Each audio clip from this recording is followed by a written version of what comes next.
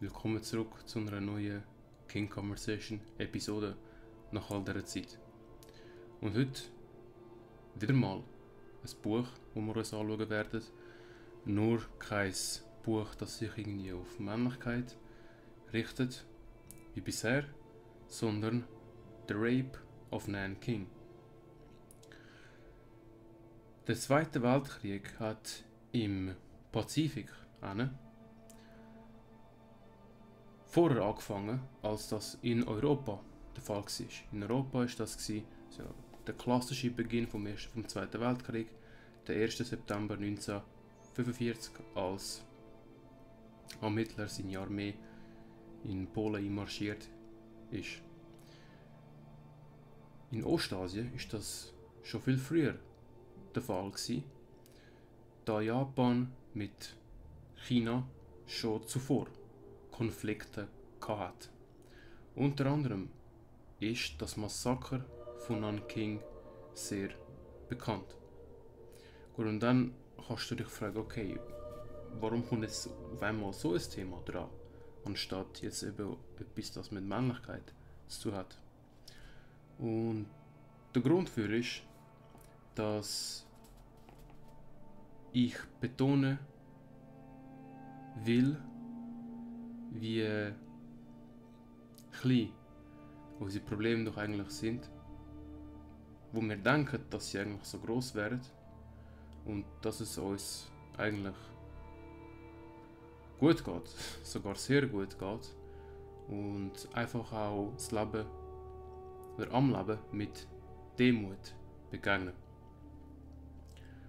Jetzt aus dem Buch werde ich ein Kapitel vorlesen. Natürlich das ganze Buch können wir uns nicht miteinander anschauen, das wäre zu groß. Und zwar Kapitel 4 namens 6 Weeks of Horror. So. Es wird vielleicht ein paar Wörter geben, die ich nicht gerade sofort aussprechen kann und dann einfach kurz warten. Also, zuerst trinke ich aber noch etwas und dann geht es gerade los.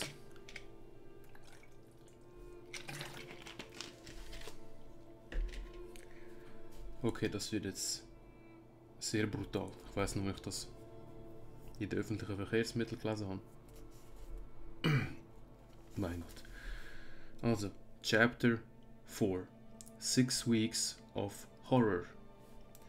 By the time the Japanese passed through the gates of the city, all those residents who possessed any degree of money, power, or foresight had already left for parts unknown. Approximately half the original population departed. Before the war, the native population of the city exceeded 1 million people, and by December it had fallen to about 500,000. Also im Dezember ist der Angriff von den Japanern auf die Stadt Nanking in China. However, the city was swollen with tens of thousands of migrants from the countryside who had left their homes for what they believed would be safety within the city walls. Those who remained after the soldiers departed tended to be the most defenseless: children, the elderly, and all those either too poor or physically weak to secure passage out of the city. Without protection, without personal resources, without a plan, all these people had was hope that the Japanese would treat them well. Many likely talked themselves into the belief that once the fighting stopped, the Japanese would of course treat them civilly. Some may have even convinced themselves that the Japanese would be better rulers. After all, their own government had clearly abandoned them in their hour of need. Wary of fire, wary of bombardment, and wary of siege, scattered groups of Chinese actually rushed out to welcome the Japanese invaders as they thundered into the city with their tanks, artillery, and trucks. Some people hung Japanese flags from their windows, while others even cheered the Japanese columns as they marched through the south and west gates of the city. But the welcome was short-lived. Eyewitnesses later claimed that Japanese soldiers who roamed the city in groups of 6 to 12 men fired at anyone in sight as soon as they entered the capital. Old men were found face down on the pavement, apparently shot in the back on whim. Civilian Chinese corpses lay sprawled on almost every block, many who had done nothing more provocative than run away as the Japanese approached. In the war crimes transcripts and Chinese government documentation, story after story of what happened next begins to sound, even in all its horrific dimensions, almost monotonous. With few variations, the story goes something like this. The Japanese would take any men they found as prisoners, neglect to give them water or food for days, but promise them food and work. After days of such treatment, the Japanese would bind the wrists of their victims securely with wire or rope and herd them out to some isolated area. The men, too tired or dehydrated to rebel, went out eagerly, thinking they would be fed. By the time they saw the machine guns or the bloodied swords and bayonets wielded by waiting soldiers, or the massive graves heaped and reeking with the bodies of the men who had preceded them, it was already too late to escape. Zuerst noch eine Begriffserklärung, was ein Bajonett ist. Auf Englisch die Aussprache wäre Bayonet.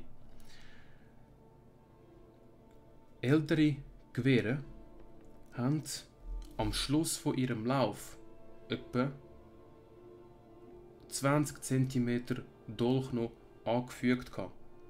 Der ist für Nahkampf benutzt worden.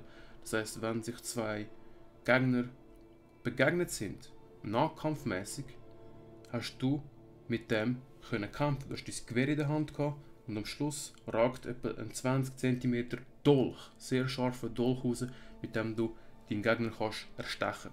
Das ist das Bajonett. The Japanese would later justify their actions by saying that they had to execute POWs to save their own limited food supply and prevent revolts. POW were prisoner of war, also Kriegsgefangene. But nothing can excuse what the Japanese did to hundreds of thousands of helpless Chinese civilians in Nanking.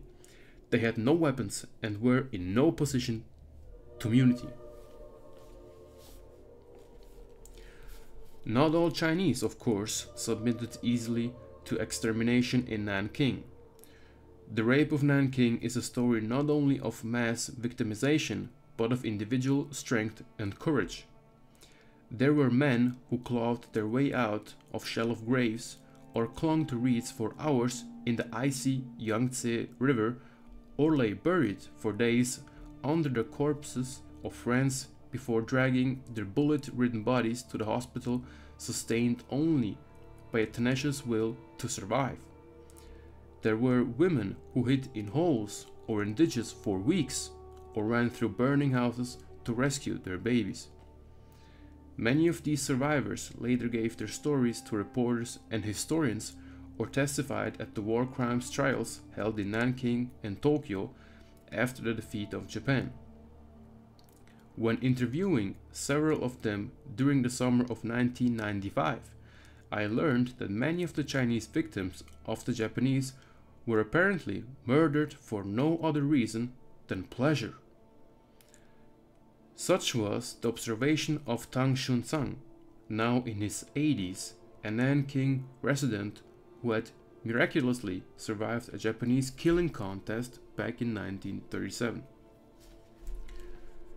The killing contests.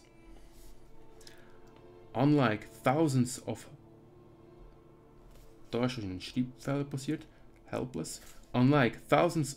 helpless civilians who were bombed out of their homes and stranded on the streets of Nanking, Tang had actually secured a haven during the massacre.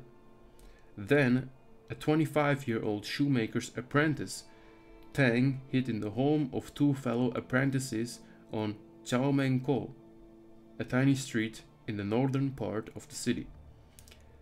His friends, known to Tang as Big Monk and Little Monk, had camouflaged the doorway of their house by removing the door and filling the open space with bricks so that it resembled from the outside a smooth, unbroken wall.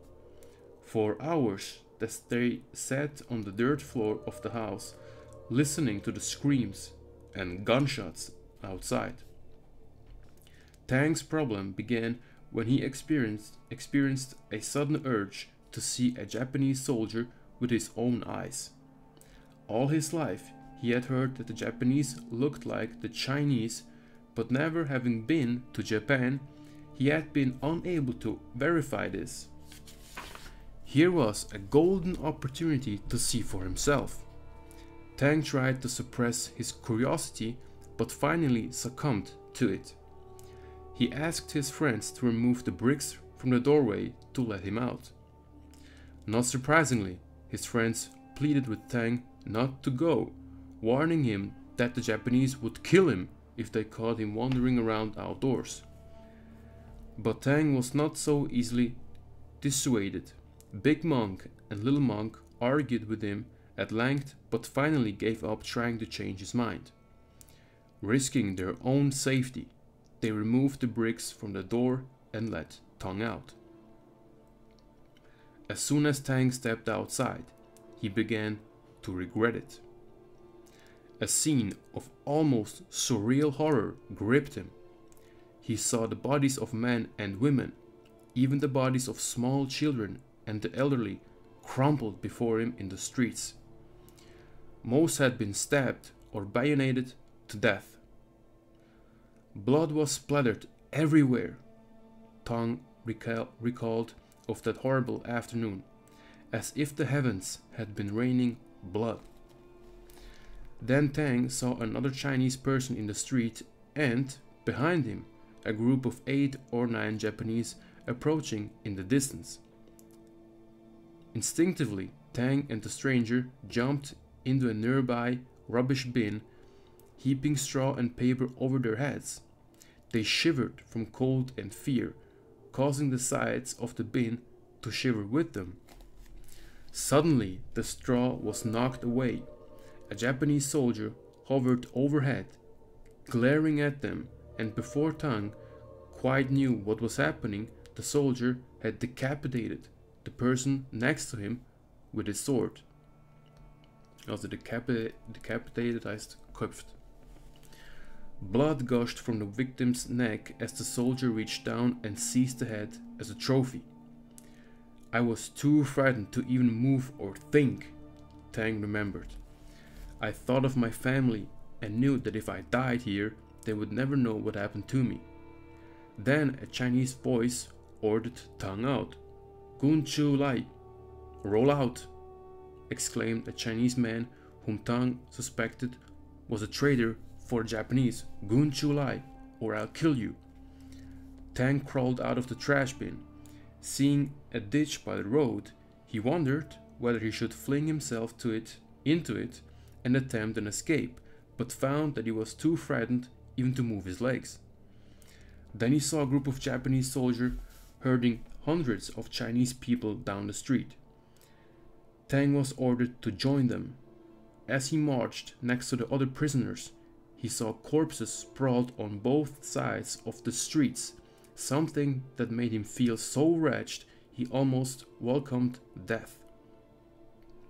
Before long, Tang found himself standing near a pond and a freshly dug rectangular pit filled with some 60 Chinese corpses.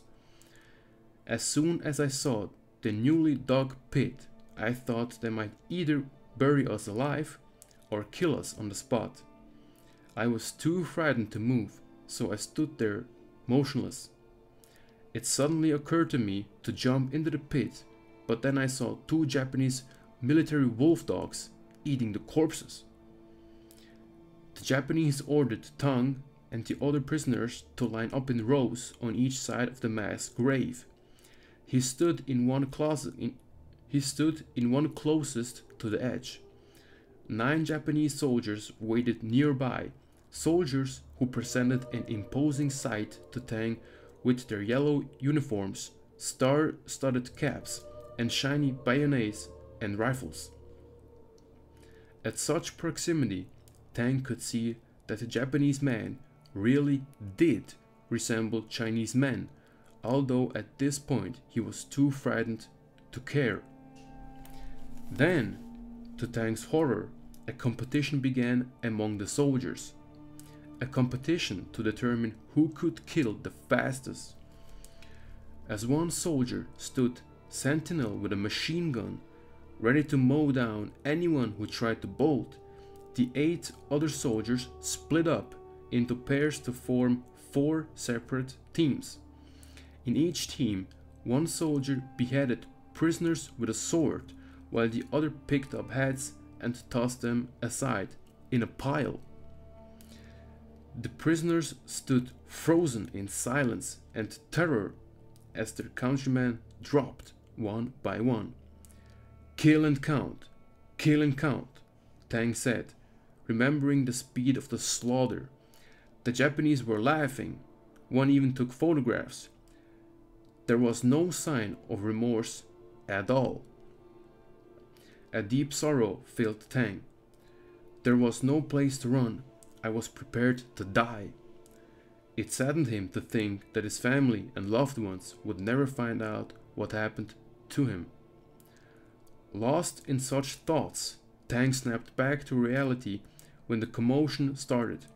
2 rows up from him, a pregnant woman began to fight for her life, clawing desperately at a soldier who tried to drag her away from the group to rape her.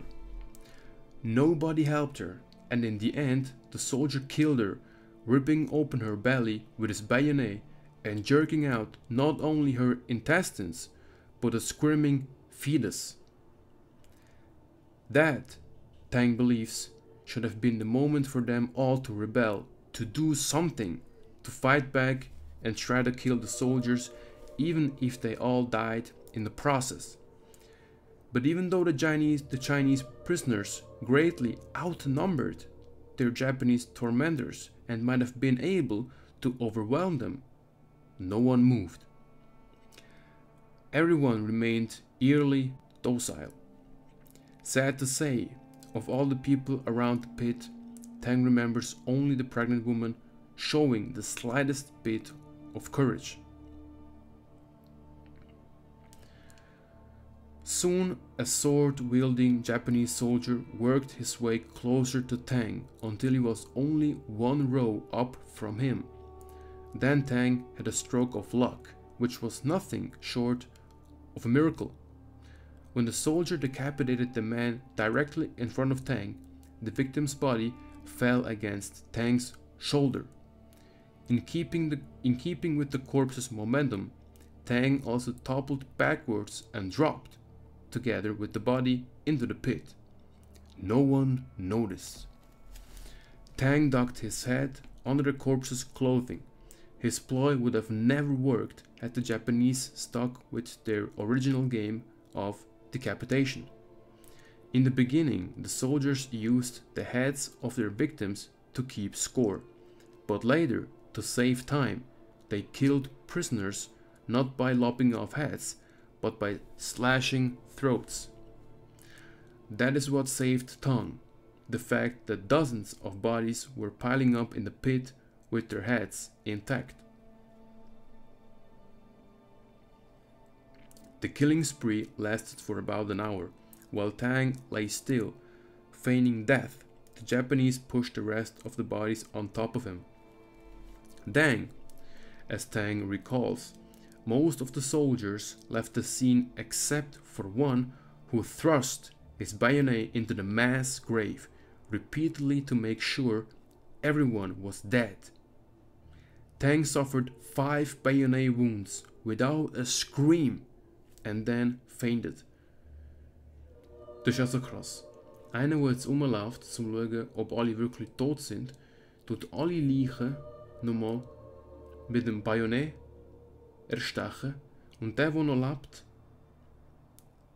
erleidet 5 Wunden von einem 20 cm Dolch ohne ein Geräusch. Das ist brutal. Later that afternoon, at about 5 p.m., Tang's fellow apprentices, Big Monk and Small Monk, came to the pit, hoping to retrieve his corpse.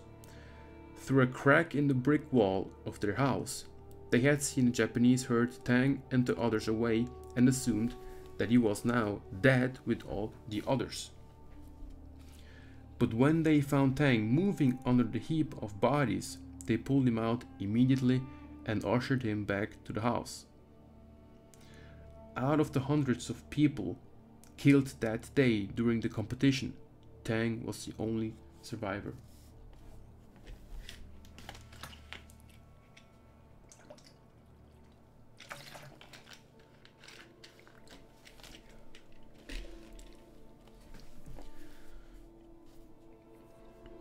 Also jetzt wird es sehr, sehr grusig. Torture. The torture that the Japanese inflicted upon the native population at Nanking almost surpasses the limits of human comprehension. Here are only a few examples. Live burials. The Japanese directed burial operations with the precision and efficiency of an assembly line. Soldiers would force one group of Chinese captives to dig a grave, a second group to bury the first, and then a third group to bury the second, and so on. Some victims were partially buried to their chests or necks so that they would endure further agony, such as being hacked to pieces by a sword or run over by horses and tanks.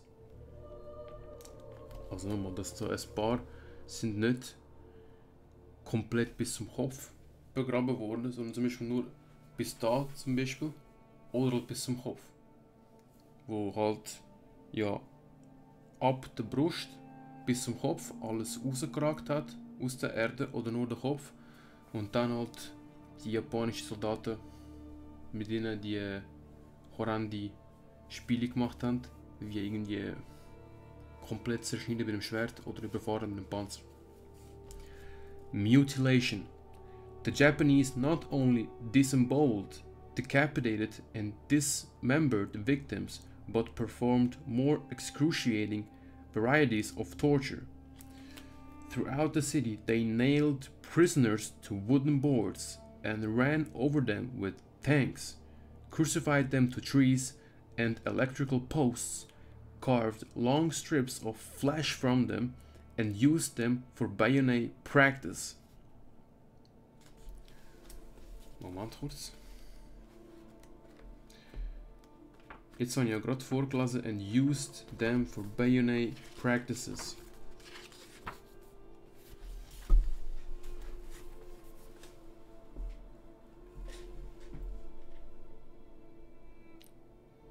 Hoffentlich sehen wir es gut.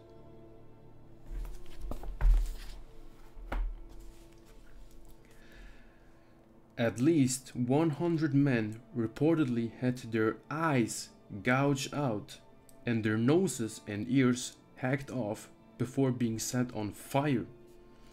Another group of 200 Chinese soldiers and civilians were stripped naked, tied to columns and the doors of a school, and then stabbed by suiji, special needles with handles on them, in hundreds of points along their bodies, including their mouth, throats and eyes.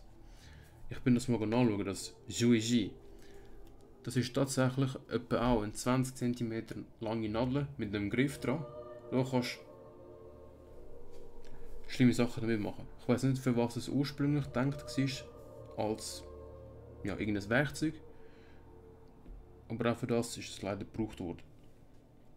Death by fire. The Japanese subjected large crowds of victims to mass incineration. In Xiaoquan, a Japanese soldier bound Chinese captives together 10 at a time and pushed them into a pit where they were sprayed with gasoline and ignited. On Taiping Road, the Japanese ordered a large number of shop clerks to extinguish a fire, then bound them together with rope and threw them into the blaze. Japanese soldiers even devised games with fire. One method of entertainment was to drive mobs of Chinese to the top stories of roofs of buildings, tear down the stairs, and set the bottom floor on fire. Many such victims committed suicide by jumping out windows or off rooftops. Another form of amusement involved dousing victims with fuel, shouting them and watching them explode in the flame. In one infamous incident, Japanese soldiers forced hundreds of men, women, and children into a square, soaked them with gasoline, and then fired on them with machine guns. Death by ice. Thousands of victims were intentionally frozen to death during the rape of Nanking. For instance, Japanese soldiers forced hundreds of Chinese prisoners to march to the edge of a frozen pond where they were ordered to strip naked, break the ice, and plunge into the water to go fishing.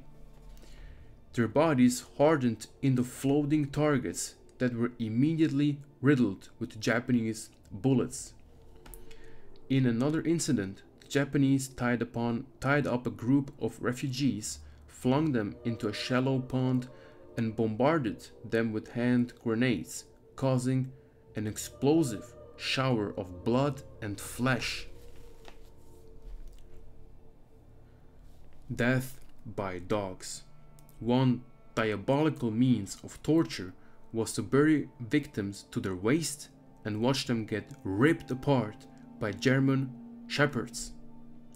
Witnesses saw Japanese soldiers strip a victim naked and direct German shepherds to bite the sensitive areas of his body. The dogs not only ripped open his belly, but jerked out his intestines along the ground for a distance.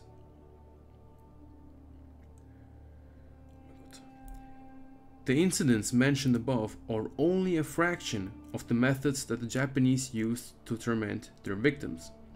The Japanese saturated victims in acid, impaled babies with bayonets. Also wirklich,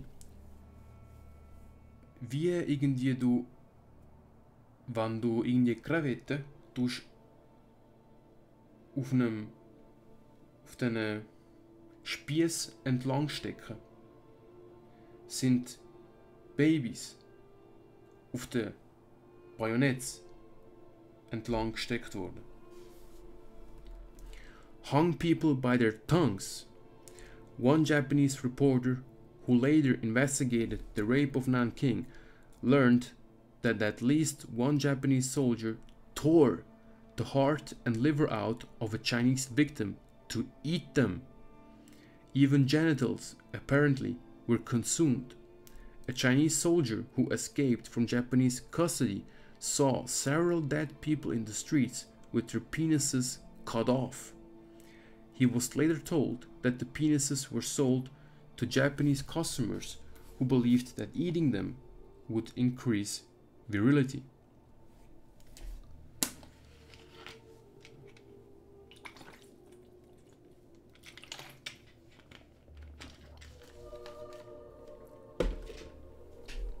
Also, jetzt wird's. Oh mein Gott, jetzt wird's wieder sehr, sehr schlimm.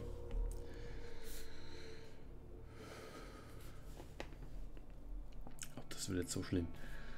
The rapes. If the scale and nature of the executions in Nanking are difficult for us to comprehend, so are the scale and nature of the rapes. Certainly, it was one of the greatest mass rapes in world history. Susan Brown-Miller, author of the landmark book Against Our Will, Men, Women, and Rape, believes that the rape of Nanking was probably the single worst instance of wartime rape inflicted on a civilian population, with the sole exception of the treatment of Bengali women by Pakistani soldiers in 1971. In Glammeren, an estimated 200,000 to 400,000 women were raped in Bangladesh during a 9-month reign of terror following a failed rebellion. Brown-Miller suspects that the rape of Nanking surpasses in scale even the raping of women in the former Yugoslavia, though it is difficult for her to say for certain because of the unreliability of Bosnian rape statistics. It is impossible to determine the exact number of women raped in Nanking. Estimates range from as low as 20,000 to as high as 80,000. But what the Japanese did to the women of Nanking cannot be computed in a tally sheet of statistics. We will never know the full psychic toll, because many of the women who survived the ordeal found themselves pregnant, and the subject of Chinese women impregnated by Japanese rapists in Nanking is so sensitive that it has never been completely studied.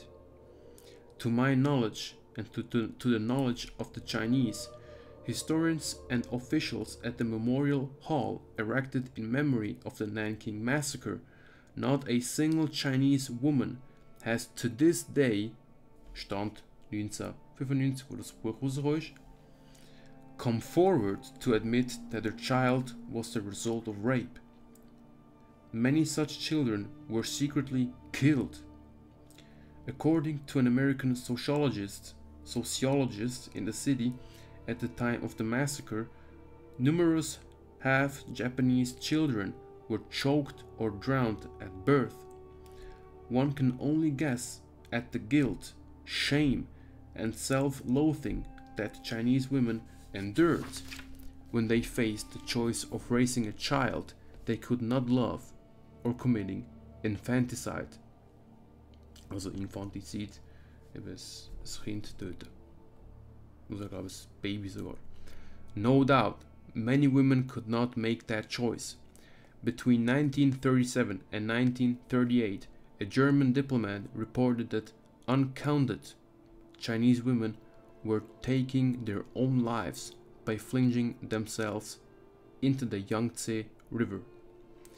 We do know, however, that it was very easy to be a rape victim in Nanking. The Japanese raped Nanking women from all classes: farm wives, students, teachers, white-collar and blue-collar workers, wives of YMCA employees, university professors, even Buddhist nuns, some of whom were gang raped to death. And they were systematic in their recruitment of women.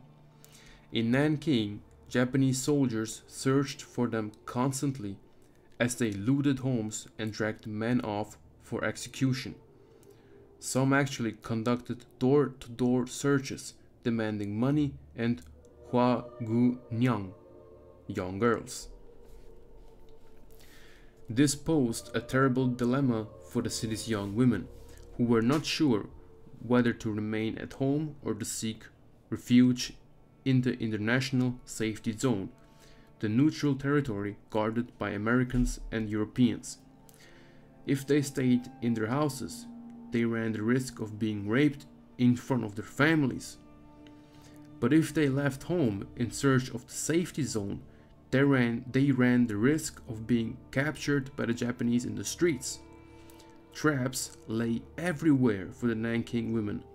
For instance, the Japanese army fabricated stories about markets where women could exchange bags of rice and flour for chickens and ducks. But when women arrived on the scene, prepared to trade. They found platoons of soldiers waiting for them. Some soldiers employed Chinese traders to seek out prospective candidates for rape. Even in the safety zone, the Japanese staged incidents to lure foreigners away from the refugee camps, leaving women vulnerable to kidnapping raids. Chinese women were raped in all locations and at all hours. An estimated 1/3 of all rapes occurred during the day. Survivors even remembered soldiers prying open the legs of victims to rape them in broad daylight, in the middle of the street, and in front of crowds of witnesses. No place was too sacred for rape. The Japanese attacked women in nunneries, churches, and Bible training schools. 17 soldiers raped one woman in succession in a seminary compound.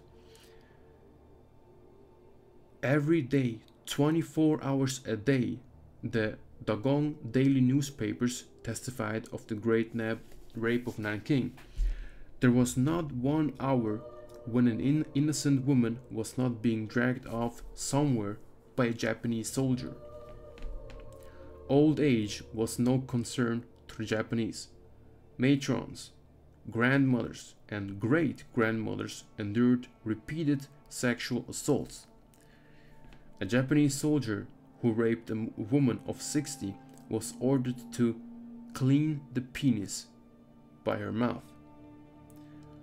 When a woman of 62 protested to soldiers that she was too old for sex, they rammed a stick up her instead.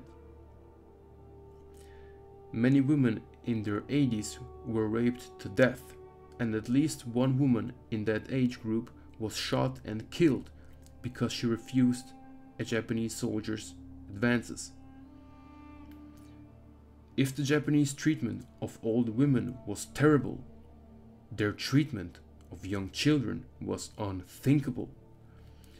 Little girls were raped so brutally that some could not walk for weeks afterwards.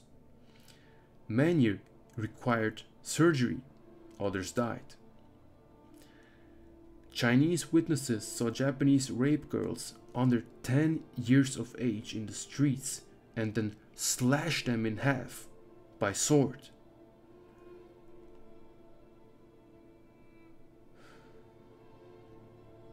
In some cases, the Japanese sliced open the vaginas of preteen girls in order to ravish them more effectively.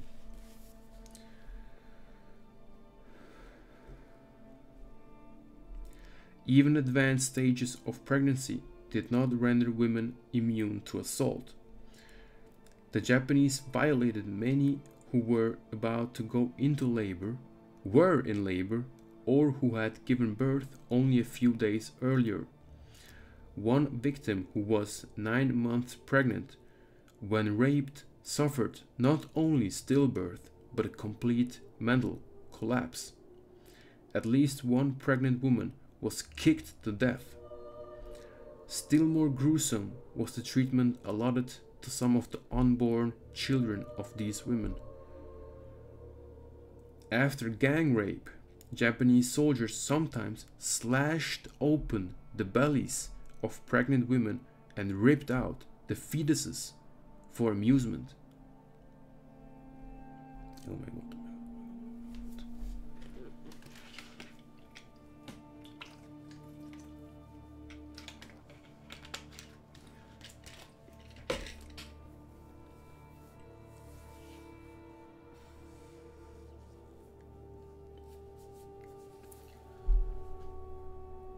Dat is compleet verrukt.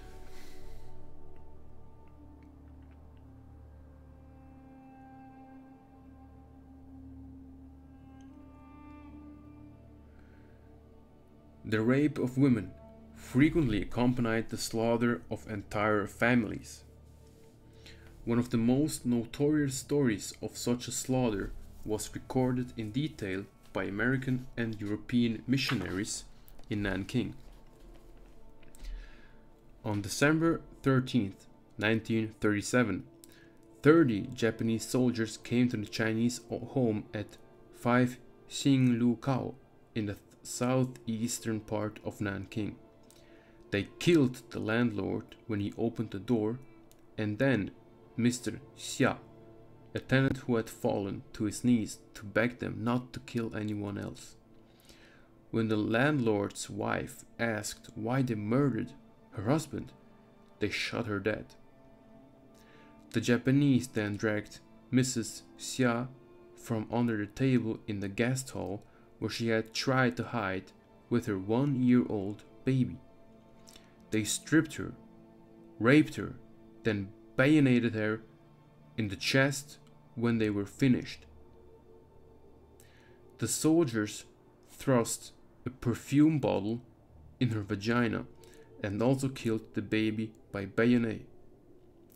Then they went into the next room, where they found Mrs. Xia's parents and 2 teenage daughters. The grandmother, who tried to protect the girls from rape, was shot by a revolver. The grandfather clasped the body of his wife and was killed immediately.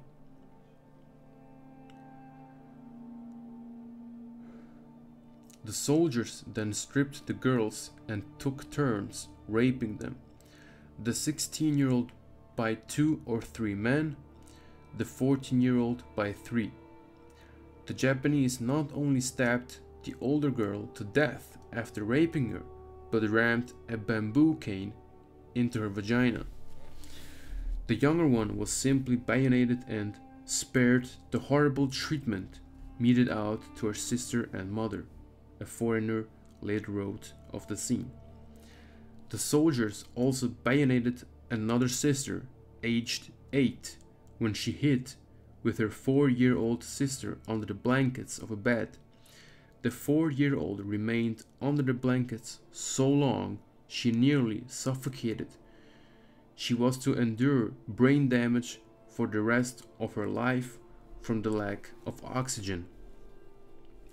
Before leaving, the soldiers murdered the landlord's 2 children, aged 4 and 2. They bayoneted the older child and split the head of the younger one with a sword.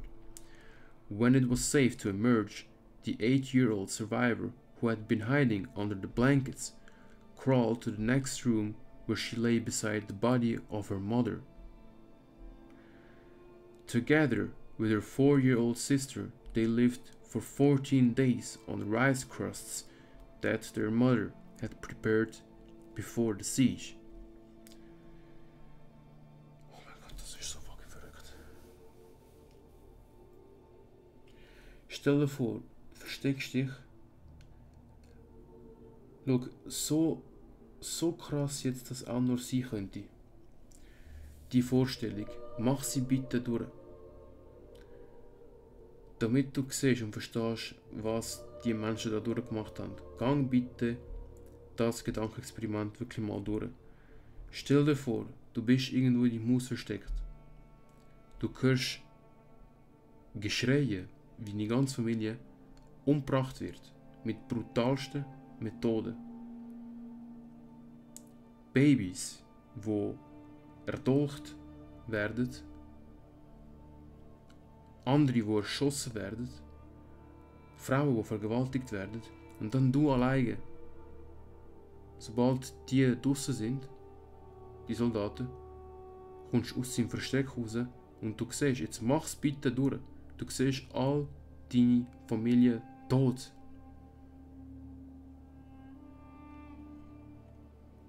Auch wenn das jetzt ein sehr, sehr makabres Gedankenexperiment ist, es ist definitiv eins, dann merkst du, hey, ich kann voll dankbar sein für mein Leben. Ich habe kein Problem. Stell dir vor, du kommst dort raus und du siehst deine ganze Familie tot, voller Blut, erstochen oder eben der Kopf in die Hälfte geschnitten worden mit einem Schwert, oder die eine Teenagerin da, wo halt ihre einen Bambusstöcke reingesteckt worden ist. When a member of the International Committee arrived at the house weeks after the slaughter, he saw that one young girl had been raped on the table. While I was there, he testified later, the blood on the table was not all dry yet. A similar story, no less grisly, involves a 15-year-old Chinese girl whose family was murdered before her eyes. The Japanese first killed her brother, whom they wrongly accused of being a Chinese soldier, then her brother's wife, and her older sister because they both resisted rape, and finally her mother and father, who knelt on the floor begging the Japanese to spare the lives of their children before they died under the thrusts of Japanese bayonets. Their last words urged the young girl to do whatever the enemy soldiers wanted from her. The girl fainted. She revived to find herself naked on the floor in a strange, locked room. Someone had raped her while she had been unconscious. Her clothes had been taken from her, as they had been taken from other girls in the building. Her room was on the second floor of a building converted in the barracks for 200 Japanese soldiers. The women inside consisted of two groups: prostitutes, who were given their freedom and treated well, and respectable girls who had been kidnapped into sexual slavery. Of the latter group, at least one girl attempted suicide. For a month and a half, the 15-year-old was raped 2 or 3 times a day. Eventually, she became so diseased, the Japanese left her alone. One day, a kind Japanese officer who spoke Chinese approached her and asked why she was weeping. After hearing her story, he took her to Nanking by car, set her free inside the south gate, and wrote down the name of Gingling College for her on a piece of paper. The girl was too sick to walk to Gingling the first day and took refuge in a Chinese house. Only on the second day did she reach Gingling, where the International Committee members immediately rushed her to the hospital. That girl was considered fortunate. Many other girls, tied naked to chairs, beds, or poles as permanent fixtures for rape, did not survive such treatment. Chinese witnesses described the body of an 11-year-old girl who died after she was raped continuously for 2 days.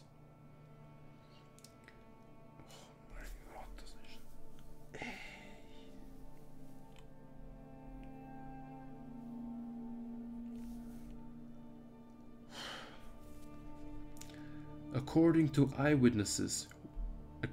eyewitnesses reports, the blood-stained, swollen, and ruptured area between the girl's legs created a disgusting scene difficult for anyone to look at directly. During the mass rape, the Japanese destroyed children and infants, often because they were in the way. Eyewitnesses reports describe children and babies suffocating from clothes stuffed into their mouth or bayoneted to death because they wept as their mothers were being raped.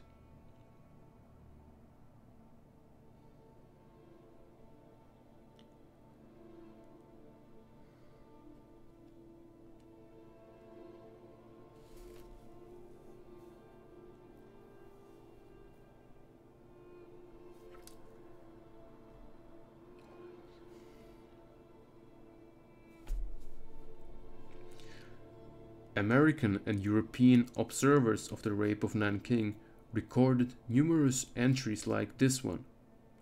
415. February 3rd, about 5 p.m. at Jiangsu. 3 soldiers came and forced a woman to throw away her baby, and after raping her, they went away laughing. Countless men died trying to protect their loved ones from rape. When the Japanese dragged away one woman from a mat shed and her husband intervened, they, het is gewoon een citaat, stuck a wire through his nose and tied the other end of the wire to a tree, just like one would tie up a bull. There, they bayoneted him repeatedly despite the pleas of his mother, who rolled around on the ground, crying hysterically. The Japanese ordered the mother to go into the house, or they would kill her. The son died from the wounds on the spot. There seemed to be no limit to the Japanese capacity for human degradation and sexual perversion in Nanking. Just as some soldiers invented killing contests to break the monotony of murder, so did some invent games of recreational rape and torture when wearied by the glut of sex. Oh man, it's weer iets zeer slims. Perhaps one of the most brutal forms of Japanese entertainment was the impalement of vaginas. In the streets of Nanking, corpses of women lay with their legs splayed open, their orifices pierced by wooden rods, twigs, and weeds. It is painful, almost mind-numbing, to contemplate some of the other objects that were used to torment the Nanking women, who suffered almost unendurable ordeals. For instance, one Japanese soldier who raped a young woman thrust a beer bottle into her and shot her. Another rape victim was found with a golf stick rammed into her. And on December 22nd, in the neighborhood near the gate of Tongjimeng, the Japanese raped a barber's wife and then stuck a firecracker in her vagina. It blew up and killed her. But not all of the victims were women. Chinese men were often sodomized or forced to perform a variety of repulsive sexual acts in front of laughing Japanese soldiers. At least one Chinese man was murdered because he refused to commit necrophilia with the corpse of a woman in the snow. Also Nekrophilie, das sich sexuell vergehen aan een liegen. In dem Fall da een liegen vergewaltigen. En man hat das natürlich abgelehnt und ist dann dafür getötet worden. The Japanese also delighted in trying to coerce men who had taken lifetime vows of celibacy to engage in sexual intercourse. Je hebt zum Beispiel ja Mönch, die ja im Zölibat leben und die dann gezwungen haben, sexuell sich zu engagieren. A Chinese woman had tried to disguise herself as a man to pass through one of the gates of Nanking, but Japanese guards, who systematically searched all passing pedestrians by groping at their crotches, discovered her true sex. Gang rape followed, at which time a Buddhist monk had the misfortune to venture near the scene. The Japanese tried to force him to have sex with the woman they had just raped. When the monk protested, they castrated him, causing the poor man to bleed to death. Some of the most sordid instances of sexual torture involved the degradation of entire families. The Japanese drew sadistic pleasure in forcing Chinese men to commit incest, fathers to rape their own daughters, brothers their sisters, sons their mothers. Guo Qi, a Chinese battalion commander stranded in Nanking for 3 months after the city fell, saw or heard of at least 4 or 5 instances in which the Japanese ordered sons to rape their mothers, Those who refused were killed on the spot. His report is substantiated by the testimony of a German diplomat who reported that one Chinese man who refused to rape his own mother was killed with saber strokes and that his mother committed suicide shortly afterwards. Saberstroke ist auch ein Erstechen mit einem Schwert zum Beispiel. Saber ist ja so ein dünnes, gebogenes Schwert. Some families openly embraced death rather than participate in their own destruction. One such family was crossing the Yangtze River when two Japanese soldiers stopped them and demanded an inspection. Upon seeing the young women and girls in the boat, the soldiers raped them right in front of their parents and husbands. This was horrifying enough, but what the soldiers demanded next of the family devastated them. The soldiers wanted the old man of the family to rape the women as well. Rather than obey, the entire family jumped into the river and drowned.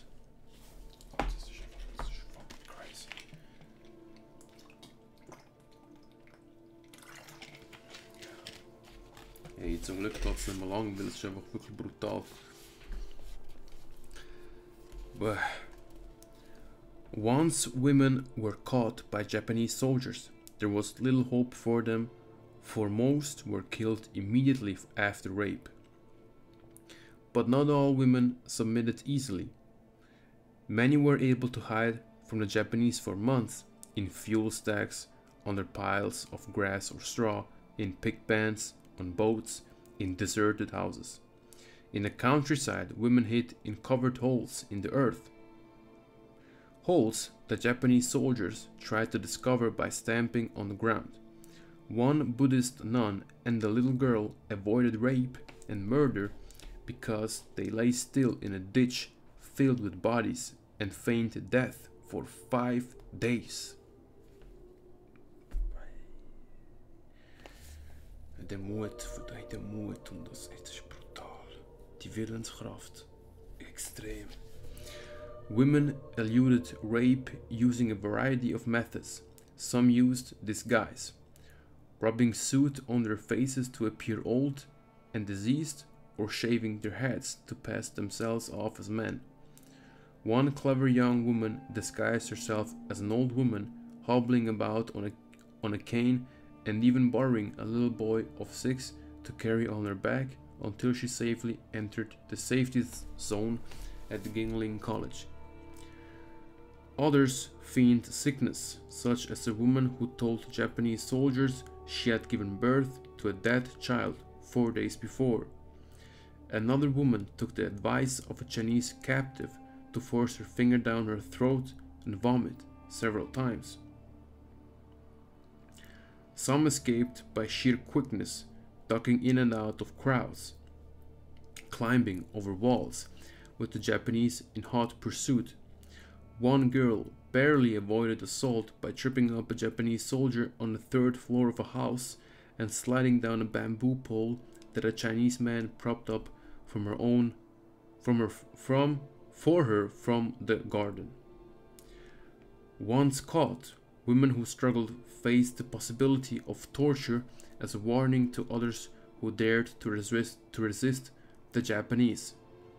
Those who defied the Japanese were often found later with their eyes torn out, or their noses, ears, or breasts cut off.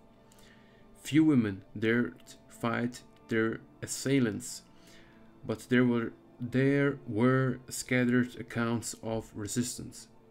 A school teacher gunned down 5 Japanese soldiers before being shot to death. The most famous story involves Li Xiaoqing, a woman who not only suffered 37 bayonet wounds during her struggle against the Japanese, but survived and remained robust enough to narrate and play act the story almost 60 years later. Wow.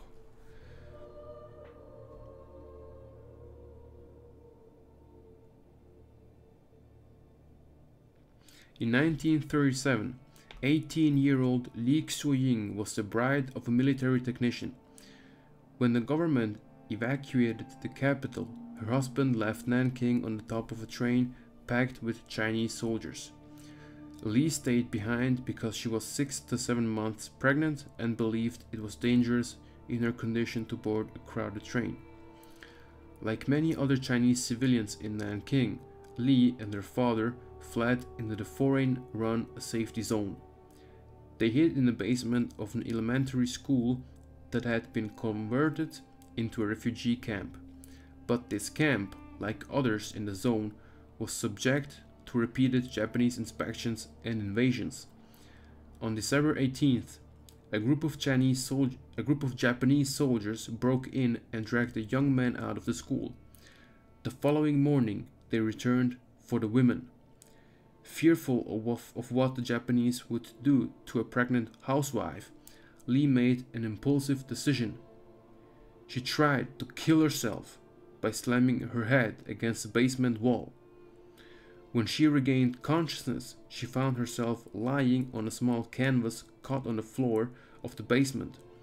The Japanese were gone, but they had taken several young women with them.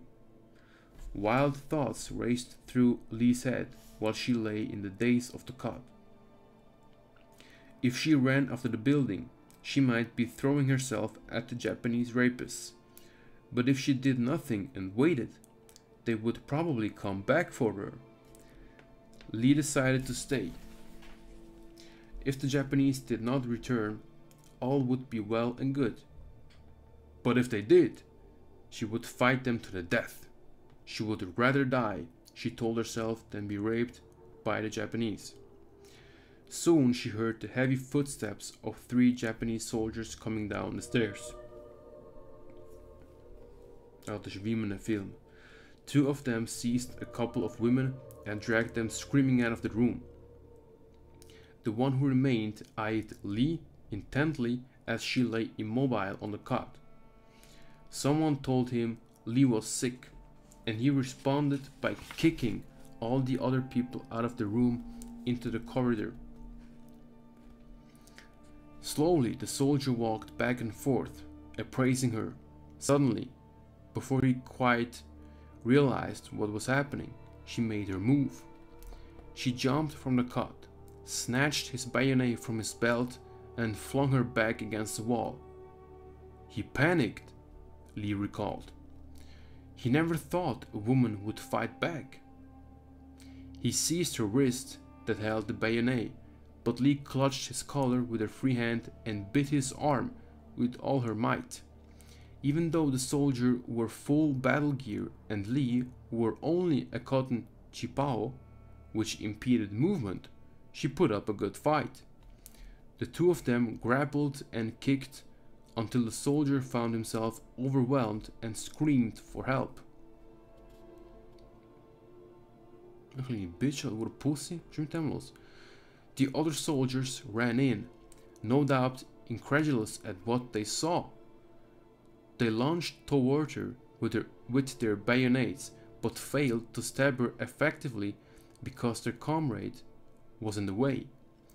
Because her opponent was so short and small, Li was able to jerk him completely off his feet and use him like a shield to parry their thrusts.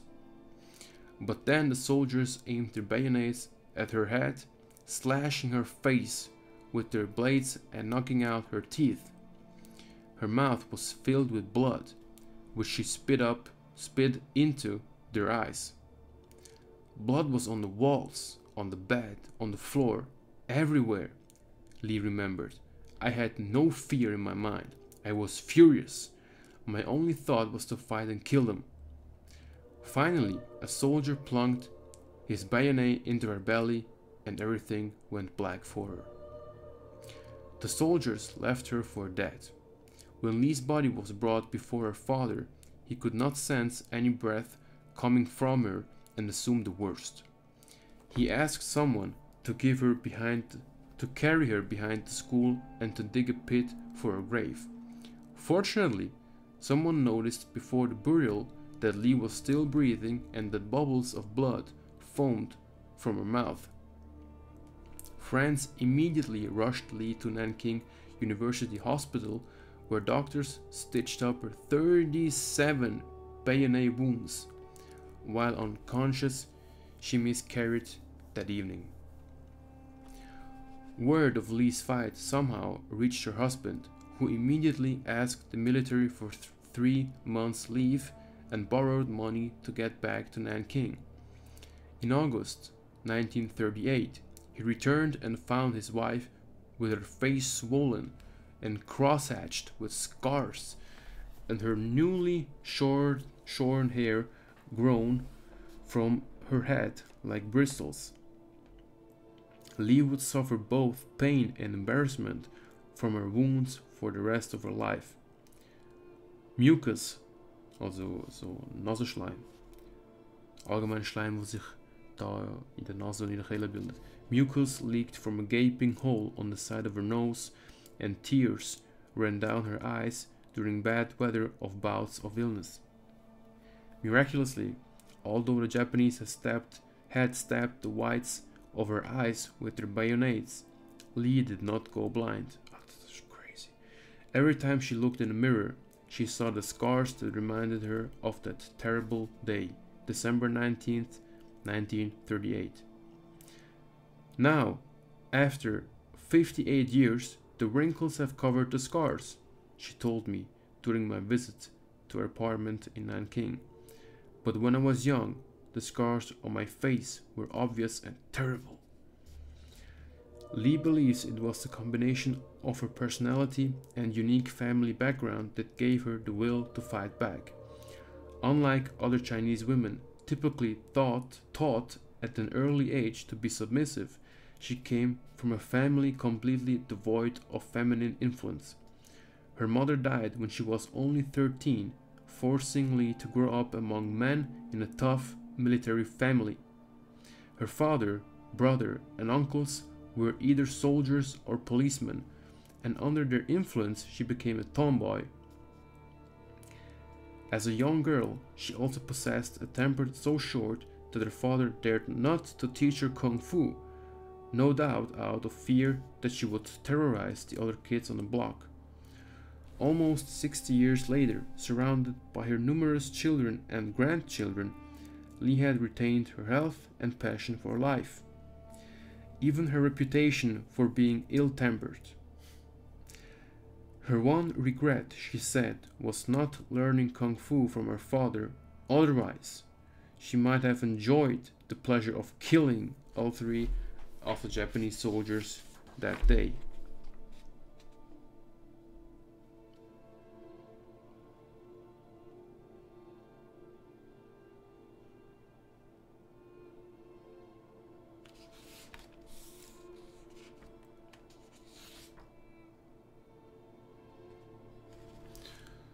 Ja, jetzt, das Kapitel ist noch nicht ganz fertig. Es würden noch, schnell schauen. Ja, es würden noch 5 Seiten kommen. Jetzt aber in den nächsten 5 Seiten geht es darum, wie viele Menschen jetzt wirklich gestorben sind in Nanking. Und da haben verschiedene Forscher verschiedene Meinungen. Eben, the Chinese military specialist Liu Fangchu proposed the figure of 430,000. Dann weiter andere Forscher sagen da einerseits 600.000 oder sogar 700.000. Ja, dann wieder mal 227.000. 377.000. Eben, es ist ein bisschen unklar. 260.000, 300.000, 400.000, 630.000. Ja, auf jeden Fall. Durchschnittlich, wir sind so im 400.000er Bereich. Ja, und das Kapitel wollte ich noch vorlesen. Kapitel 4 vom Buch The Rape of Nanking namens 6 Weeks of Horror. Und uns geht es besser, als wir denken. Klar, natürlich, jeder hat seine Probleme, die auch schlimm sein können.